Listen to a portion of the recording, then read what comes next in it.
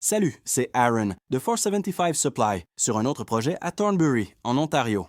Je voulais juste rapidement montrer cet espace de solive ici, parce que c'est un parfait exemple de ce qu'on aime voir pour maintenir la continuité du frein vapeur à l'intérieur entre deux étages, au niveau de la solive de rive, sans utiliser de polyuréthane.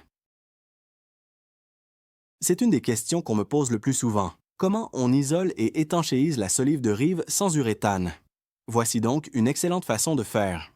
Ce qu'on voit ici, c'est environ 12 pouces de cellulose dense soufflée derrière cette pièce de contreplaqué, qui va servir d'élément intermédiaire entre la première membrane du premier étage et la deuxième membrane du deuxième étage. Et ce morceau de ruban adhésif Tesconvana, ici, collé directement sur le contreplaqué, vient recouvrir les trous qui ont été faits pour injecter la cellulose à haute densité derrière. Mais essentiellement, ce qui a été fait dans ce projet, au lieu d'essayer de plier la membrane ici et d'enrouler tout ça avec du ruban adhésif, ce qui peut devenir franchement assez complexe, c'est de découper un morceau de contreplaqué pour s'adapter parfaitement au contour des poutrelles. C'est beaucoup plus agréable de travailler avec quelque chose de solide comme un morceau de contreplaqué. Donc, l'entrepreneur a essentiellement découpé son morceau à cet endroit et il a mis de la membrane liquide Viscone Fibre juste ici dans le coin tout autour pour assurer l'étanchéité à l'air, tout en conservant la capacité de séchage de l'assemblage.